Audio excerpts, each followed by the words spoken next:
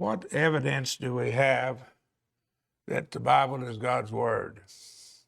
I think there are two basic lines of reasoning, and the strongest one is fulfilled prophecy. And I believe the resurrection is virtually identical to it in the degree of veracity. That is, it will establish it as well. Well, we want to look at one aspect of prophecy here. We're going to look at the book of Daniel of chapter 8. I believe this will help us to understand and know that the Bible is from God.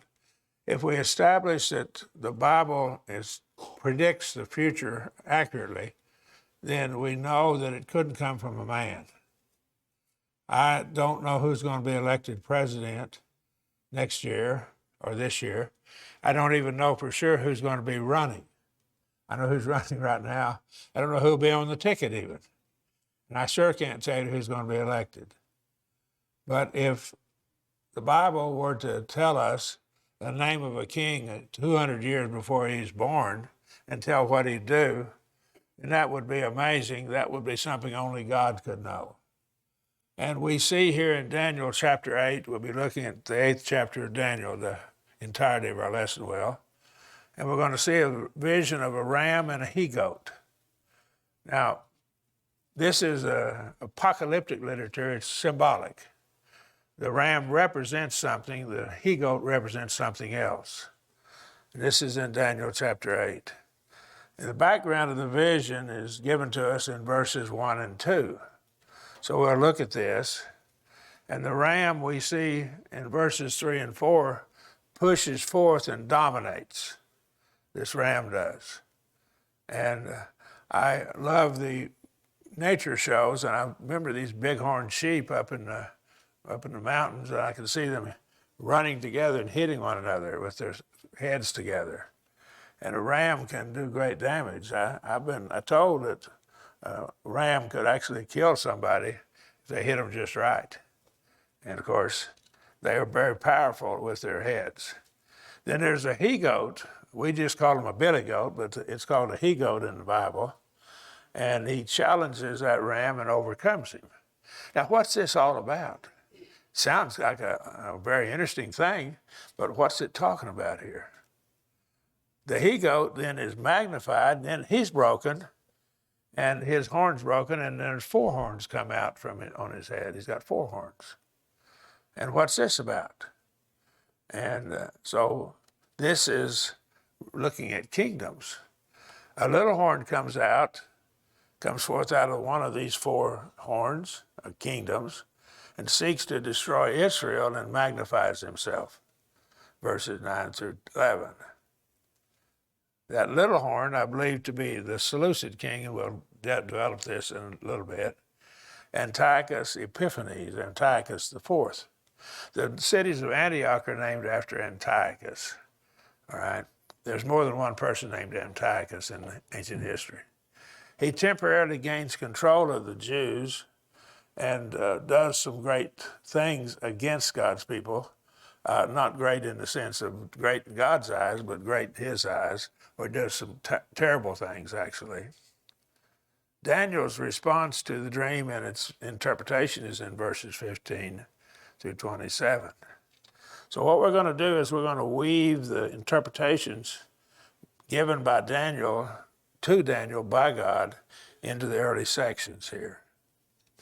Knowledge of future events with the kind of detail we see here proves the book of Daniel was inspired of God. So it proves it. So we have proof of this. Now, we'll probably have another lesson on answering some of the charges against Daniel, but that'll probably be enough for us. 2 lessons. Daniel 8:1 begins now. In the 3rd year of reign of Belshazzar, a vision appeared unto me, even unto me Daniel, after that which appeared unto me at the first. Daniel was carried away captive as probably a teenage boy, and he was made into a eunuch. And Daniel lived through the 70 years of captivity in Babylon, as was prophesied by Jeremiah. So Daniel is probably close to 90 years old, maybe older. He might be even between 90 and 100 years old. He's not a young man, okay? Keep that in mind here. So Belshazzar, an interesting point. There was no historical record of Belshazzar until recently. And the atheist says, well, the Bible mentions Belshazzar as being king, and there's no record, we have no proof that Belshazzar ever existed, therefore the Bible has to be wrong. They were wrong because they found evidence of Belshazzar. He was co-regent with his father, Nabonidus. And evidence came out to that effect. But in my logic course that I'm teaching, we go through that and show that they committed a logical fallacy in their reasoning to begin with. So their reasoning was fallacious as we start off and look at it. So Belshazzar actually existed. He was co-regent, and we can see that in another chapter. And he offered the third rulership to Daniel for interpreting a vision. But let's go into verse 2 now. And so after that which appeared to me at the first, verse 1, and I saw in the vision, now it was so, and when I saw, I was in Shushan, the palace, which is in the province of Elam. And this now is in the province of Elam. And I saw in the vision, it was by the river Ulai. Now, here he is probably, most likely, he's an ambassador at this point. We don't know what he's doing over in this province of Elam, but he's there. And so the Bible tells us he was. It doesn't tell us what he's doing. So now then, in the third year, it was about 540 BC, and of the reign of Belshazzar, the last king of Babylon, co-regent with Nabonidus, his father. He's the grandson of Nebuchadnezzar. He reigned from about 553 to 539 BC. They reigned at that time. He died in 539. He was killed. A vision appeared unto me, Daniel says, even unto me, Daniel. God had given him the ability to interpret dreams back in chapter 1, verse 17. So he had that ability. It was a miraculous ability given to him. Daniel was one of the great men of all the Bible.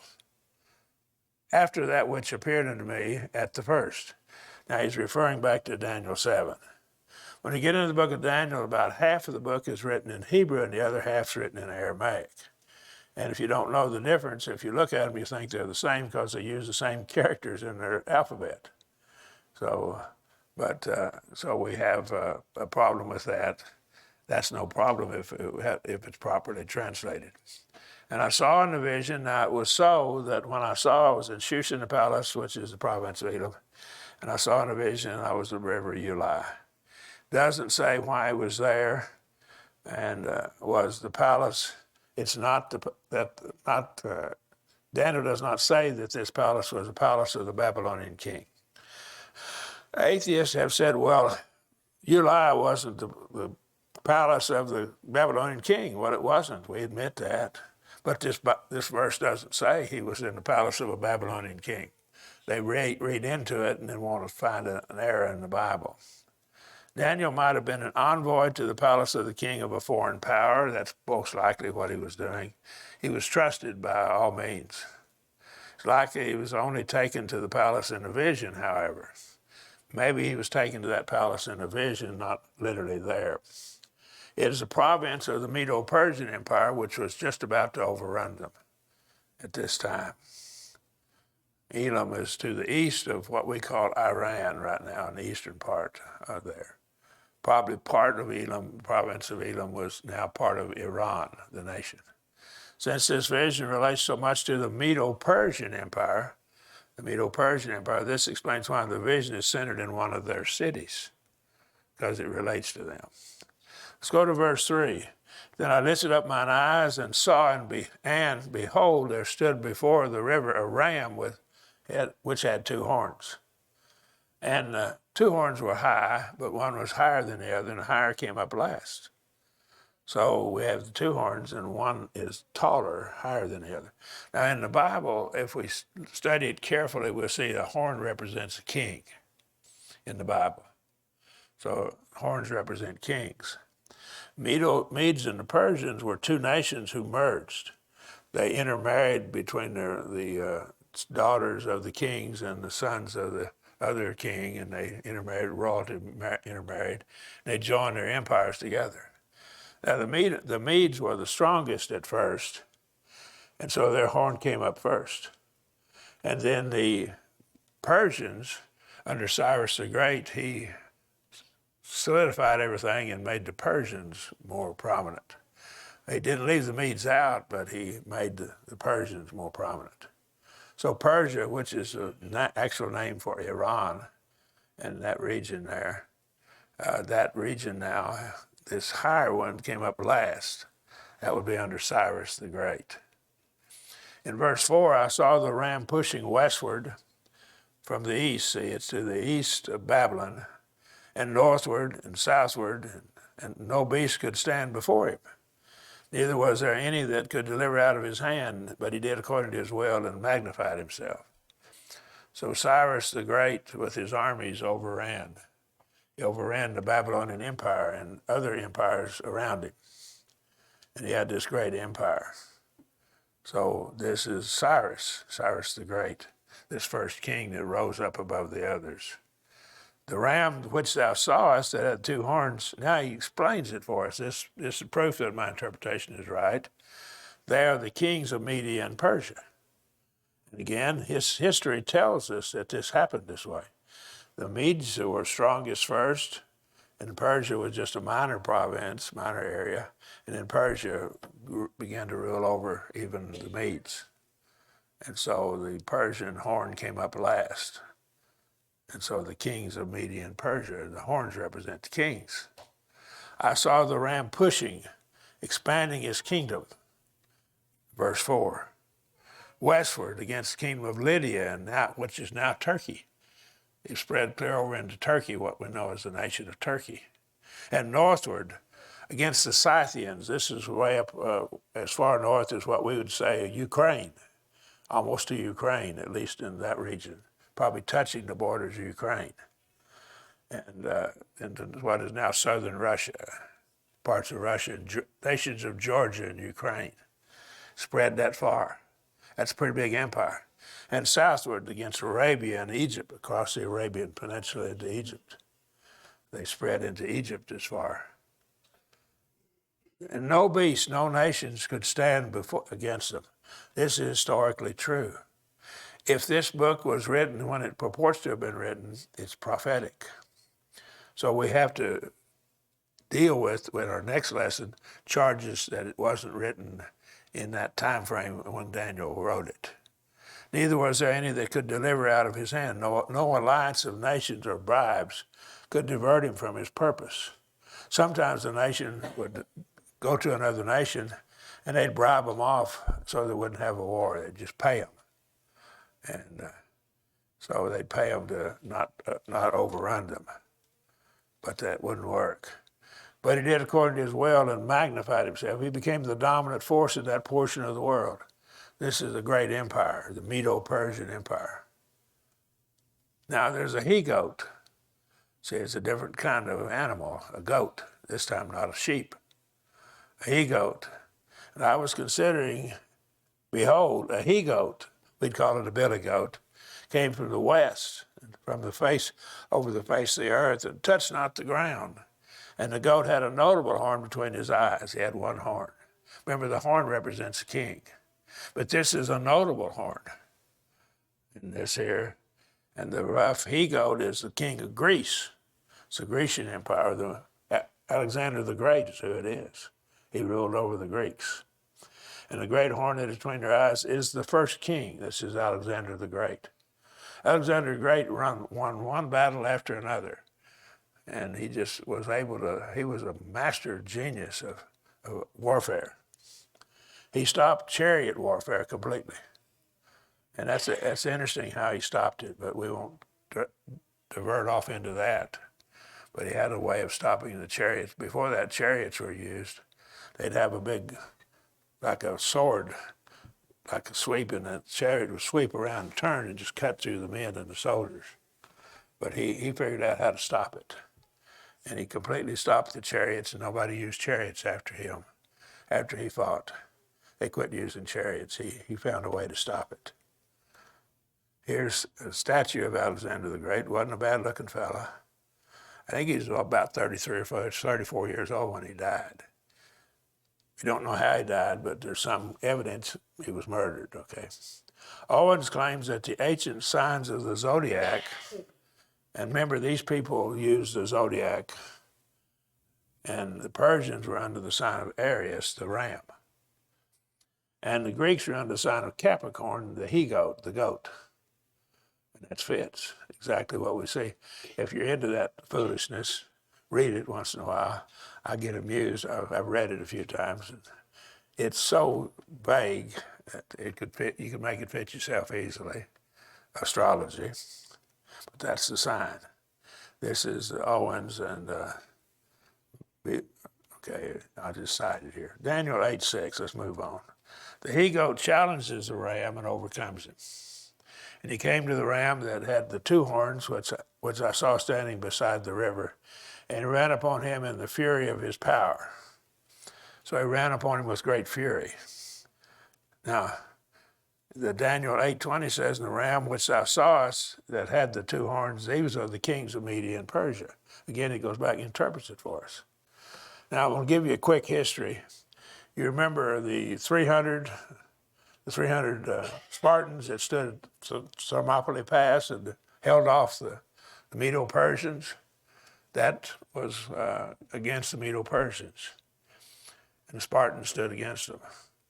And the Greeks were able then to keep them from overrunning Greece. They tried to overrun Greece, but they couldn't. And so they were pushed out. Alexander the Great then took care of this old score that the Greeks had against the Medes and the Persians, Medo-Persians. So again, it was a battle, and they'd been killing, and the Battle of Issus in 333 BC is what this is talking about.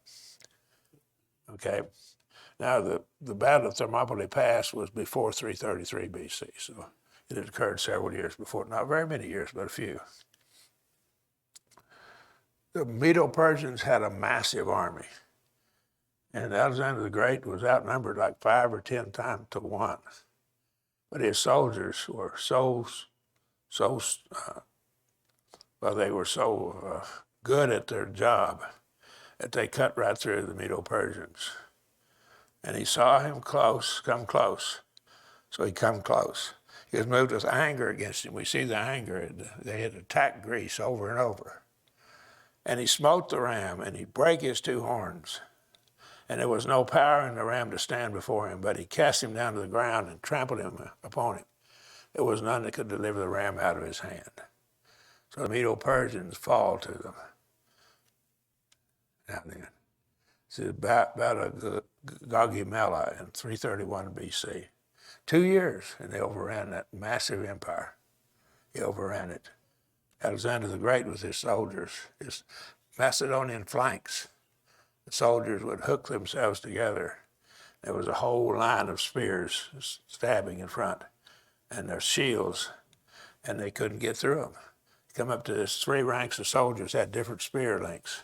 When the enemy came up to the spears, these sharp-pointed spears would be gouging out at them, and they killed the enemies, just one right after another. Just walk right over the top of dead men. These Macedonian flanks was something that the world hadn't seen, the system. So they couldn't stop him. In verse 8, the he-goat then is magnified, then he's broken. He-goat being the first king, Alexander the Great. And 4 kingdoms come out of the one original kingdom of that he-goat. And the he-goat magnified himself exceedingly. He began to call himself God. And that was when he messed up. I think that's when he really messed up. And when he was strong, the great horn was broken. And instead of it, there came out 4 notable horns toward the 4 winds of heaven. He had married a Bactrian princess. I think her name was Roxanne. And she was pregnant whenever he died. And he gave his generals, he gave them put them all four in charge, or put three in charge actually at one first, and then one kind of moved up later into that role. And these were supposed to be able to go against one another and keep each other in check and give his son, he assumed he'd have a son. Of course, all men, their first child's going to be a boy, you know. So he assumed that Roxanne would have a boy baby, and she did, I believe. But they killed her and the baby. And so these four got together and just split the empire up into four parts. That's what happened. And he had thought that when he got sick, he thought that that would solve it. But the Macedonian army continued to conquer nations, see, and the great horn was broken, though. Here's that empire. His troops rebelled against him finally when he got to the Indus River over in India, and he ran into elephants. The Macedonian flanks wouldn't stop elephants, so they backed up, and they said, we've gone far enough. Let's stop. So that's where his empire ended. He went way up in here, what is now parts of Afghanistan, and way over to the Himalaya mountains. That was the range. Clear down into Egypt, way up most of Greece. There's a region in here he didn't take, though, right in here. And so there's another region he didn't take right up in here. So finally, he went, this is the Caspian Sea, and this is Russia up in here. What is parts of Russia? Okay. So that's the final empire, which was then split up into four parts. When he was strong after conquering other nations, the great horn was broken. He died in 323 BC in Babylon, Daniel 8:22. And as for that which was broken, in the place where four stood up. Four horns, four kings, see, four kingdoms. They weren't called kings at first, but they called themselves kings. They were generals at first. Four kingdoms should stand up out of the nation, but not with his power. When you split that nation up, that empire up into four parts, they're not as powerful as it would have been altogether. That's evident. So that's what happened. And instead of this one notable horn, came up four notable horns toward the four winds of heaven in the four directions, splitting the empire into four parts. The four generals, Daniel 8:22. Alexander died, was probably murdered in Babylon, and left no heir. His unborn child was later murdered. His wife, the Bactrian princess, was murdered too. Alexander's attempt to set up his son didn't work. Antigonus, a man whose name was Seleucus, who ruled from the sea to the Central Asia, And then Cassander, who ruled Macedonia and Greece and murdered Roxanne, the wife of Alexander, and his son by her. Right. Ptolemy, and the P is silent, but Ptolemy, Lagi, who ruled Egypt. There's three of them there. And then there's one that kind of took in and moved in as well. Lysimachus, he ruled Thrace and Asia Minor. Now then there was these four. And Seleucus. So we have these sections of that empire cut off. These last three formed an alliance against Antigonus and sought to rule all the empire. He was trying to rule everything. So they went against him in 315 BC. Eventually they overcame him, and then they divided it up. They had three at that time, but one of their generals took the rule of a section. So it split into four parts, but there were three against one.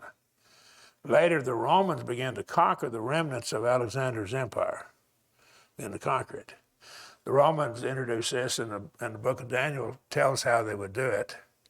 And they discovered carbon steel, which was better than iron. Iron is too brittle, and an iron sword would be broken. The Greeks used bronze weapons, but a bronze weapon was inferior to carbon steel. So their swords were not as good, and so the weapons were inferior. The Romans had superior weapons, and they figured out how to deal with the flanks. They have a flanking movement around it. If you've ever been in the military, you know what that is. They'd flank and go around it and surround it. The shields would be locked together, and it's hard for that whole flanks to turn when the shields are locked together. The Romans figured it out. They began to conquer the remnants. So here's the empire. We have these four sections. Here's the Ptolemies, and the Romans began to conquer from the west and going to the east. And finally, other empires overrun it back here, and they lost it over in this region. So we have the Seleucids and the Ptolemies were left, and the Romans moved across and finally took this. The last one they took was Egypt, and the queen of Egypt was the last one. And so everyone has heard of her, okay? So let's move on. So the Hellenistic world, and the word Hellene is Greek word for Greek. This is the Greek-speaking world. Alexander the Great had great teaching. He had one of the greatest teachers in the world teaching him. So he was very highly educated, and he spread the Greek language throughout that part of the world. And so in 240 BC, this is the empire. And it's different sections of it. Now let's go back to Daniel 8, 9, and 10. Out of one of them came forth a little horn.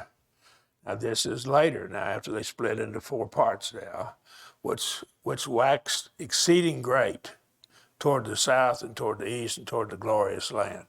Now the glorious land to a Jew would have to be what we call Palestine, which would be that region where Israel had been originally, Canaan land, okay? We call it Palestine now, which waxed exceeding great toward the south. That would be towards Egypt, toward the east, toward the glorious land. Now let's go back here and let's see here. Let me show you what I'm saying here. The Romans had already conquered through down to here. And so we have right in here, we have the Seleucids and the Ptolemies. And they're fighting one another, and so he's waging war against the Ptolemies in Egypt. And so that's what he did. And so this is this horn, this little horn. He waxed exceedingly great toward the south, toward the Egypt, Ptolemies, toward the east, and toward the glorious land, and waxed great even to the host of heaven. And some of the host of heaven would have to be the Jews, I would argue. And some of the host and of the stars that cast down to the ground that trampled upon them. He killed some of the children of Israel, killed them. Remember, these horns represent kings. So it's Palestine, and the host of heaven will be the Jews. Out of one of them, out of the four notable horns, came forth a little horn. Remember, this signified government or kings. This is one called Antiochus the Fourth. And he was very, very vicious in his ideas. He called himself Antiochus Epiphanes, which was basically Antiochus, who's God. He called himself God. He's Epiphanes, the exalted one above all other men. And the latter time of their kingdom, when the transgressors are come to the full, so some of the Jews had so afraid of dying that they compromised with him. And so there began to be problems. The writings of the Jews and the Maccabees, and these Maccabean books are not inspired of God, but they're pretty good history, best we can tell. And there's one instance where a mother who has a circumcised baby, they take his clothes off and see the baby is circumcised, so they take the baby, kill it, and hang it around her neck, and make her walk around with her dead baby hanging around her neck. Right? And that's the kind of stuff they did to the Jews. You can see how some of them would compromise out of fear. But this woman, then, she had to have her own dead baby hanging around her neck and had to walk around with it. And they wouldn't let her take it off for a while. I don't know if they kept how long they made her walk around with it, but it tells about that. That's a sorry thing. Makes me want to cry, doesn't it, you? That woman, what she went through. The latter time of their kingdom, when the transgressors were full, come to a full, the king of fierce countenance and understanding dark sentences shall stand up. He didn't want the Jews to worship the Lord God, Jehovah. Wanted them to worship him and any of the Greek kings, Greek gods. Toward the south, that's probably Egypt. The east is Persia. He fought against them, and toward the pleasant land, King James, glorious land, Palestine, what we call Palestine. And his power shall be mighty, but not of his own power. He shall destroy the mighty ones and the holy people, people of the saints. Footnote. It's going to kill a lot of Jews. And this was a sad time, a terrible time for the children of Israel. But they suffered. But there were faithful ones. And it waxed great, verse 10. And his power shall be mighty, but not by his own power. And he shall destroy the mighty ones of the holy people, people of the saints, the mighty ones and the holy people. The holy people has to be children of Israel. Even to the host of heaven, it refers to the people of God, the Jews, the host of heaven. And some of the host and of the stars. A star represents someone prominent. Doesn't it today? A star in the movie star, we use that term even in America, don't we? Someone prominent. So the stars, the Jews and the Jewish leaders, would kill the high priest and others, and the leaders of Israel. The horn of our king Antiochus Epiphanes, the exalted king Antiochus IV, cast down to the ground the host and the stars. He removed them from their power and took away their positions. Wouldn't let them serve as high priest, the high priest. Trampled upon them, he killed and destroyed them. This horn was from the goat, Greece. Daniel 8:24, keep that in mind, remember that. Here's a statue of Antiochus IV. I don't think he looks as nice as Alexander the Great to me. Okay, that I know. He's a bad fella. Yea, it magnified himself even to the prince of the host. The prince of the host, I think, has to be the high priest. They had no king at this time. So I think he's magnified himself against the high priest of Israel and took away from him the continual burnt offerings, and the place of his sanctuary was cast down. I don't know. I think this is God. Some take the prince of the host to be God himself, okay? And it might be God magnified himself even against God. How could he magnify himself against God? When he called himself God, he would indeed magnify himself against the true God, because he's a false God. Any false God magnifies himself against the true God. So God, this horn, the king, equated itself to God himself. In verse 25, we see it. The king horn, took away from him, from the prince, from God, the continual burnt offering, the daily sacrifice. King James says the daily sacrifice. They offered sacrifices daily. In verse 25, and through his policy, he shall cause craft to prosper in his hand. He shall magnify himself in his heart, and in their security shall he destroy many. He shall also, in their security, inside the walled cities, he was able to take them. By hook and crook, he was very deceitful. He promised what he didn't deliver. He promised, and then he didn't keep his word. He shall also stand up against the prince of princes, and he shall be broken without hand. So he's going to stand up against the prince of princes. I think that has to probably be God. He called himself the exalted one, Antiochus Epiphanes. I mean, the epiphany is a term that flows out of this idea as well. Here is Minah of him, and that's the closest we can come to what he looked like, and it's real hard to tell.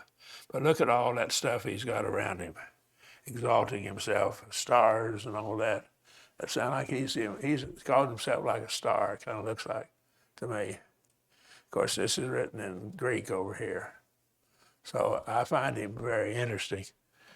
He's not a very good fella. Okay, this over here reads Antiochus in Greek. Okay, and Basileus king. Okay, all right, but let's go on. In verse 12, and the post was given over to it altogether with the continual burnt offering through transgression. So he lied and deceived people and was able to get into and to overcome them and to cast down truth to the ground. And it did his pleasure and prospered. Truth would be God's word. And he did his pleasure and prospered. He did what he wanted to do for a while, for a few years. He attempted to destroy all religions other than the Greek religions, including Judaism. He tried unsuccessfully to destroy the Bible, tried to destroy the scriptures. How many people have tried to destroy the Bible and burn it over and over and over, and yet it still survives? How can it survive? Well, if it's from God, God would providentially protect it. I believe that with all my heart, that we have the scriptures. We have them accurately.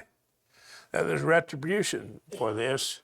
You can't do that with the true God without suffering for it eventually. You have to pay the price.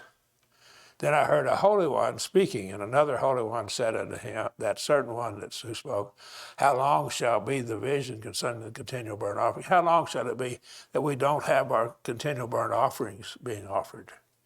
And the transgression that maketh desolate, to give both the sanctuary and the host to be trodden underfoot. Sanctuary will be the temple in Jerusalem. This is probably an angel speaking here. Probably, that's my interpretation anyhow. How long is it going to be? See, even the angels don't know, because they don't know the future. And he said unto me, unto 2,300 evenings and mornings, and then shall the sanctuary be cleansed. So 2,000 evening and 300 evening and mornings, 2,300.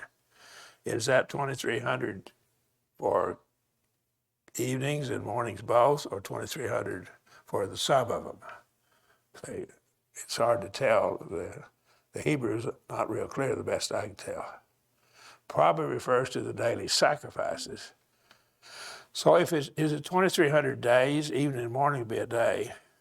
Well, we know this, from 175 BC to 164 BC, 2,300 days approximately, this occurred.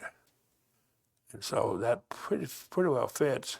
I think the cleansing of the temple was after 2,300 days. So now their years were 360 days in their year, and then they had a leap month about every third or fourth year. We have a leap year. This year, there's 29 days in February, you know that, this year. So, but and we adjust the calendar that way. They would adjust it by a whole month, because they went by the moon, cycles of the moon. Now, this was all fulfilled historically.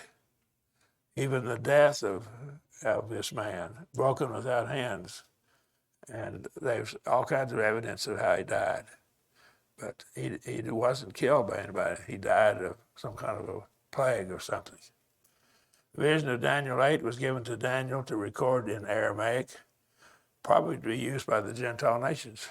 It's written in Aramaic, probably going to be used by them to tell them the true God told you this is going to happen. So copies of it would be out there in their language, in the Aramaic language. And so it's going to be used by them. You're going to remember the God of the Bible told us this is going to happen. Now we see it happen. It's going to produce faith in their hearts. The vision relates to two of the kingdoms of Daniel 2. In Daniel 2, there are 4 kingdoms mentioned. Babylonia, well, the Babylonian Empire ended at that very time when Nebuchadnezzar's grandson died, Belshazzar. The vision relates to 2 of those kingdoms, Medo-Persia and Greek. The Roman Empire came later, according to Daniel chapter 2. The prophecies of Daniel 8, 1 through 27 relate to the first 2 empires that existed between Daniel and the coming of Messiah. We see this in prophecy. If we can establish this book was written when it purports to have been written, we have evidence that it could have only come from God, one who knows the future. The atheist then attacks viciously the book of Daniel, which we have to defend. So we'll give a defense for that. In the next lesson, we may have to go 2 more lessons to adequate defense of it. I hope this is helpful to you. This is how we know the Bible. One way we know the Bible is from God. One prophecy after another is fulfilled. Now, I don't know how much mathematics you've had, but the probability of fulfilling prophecy after this, one right after another, becomes virtually zero after you put together half a dozen or so prophecies.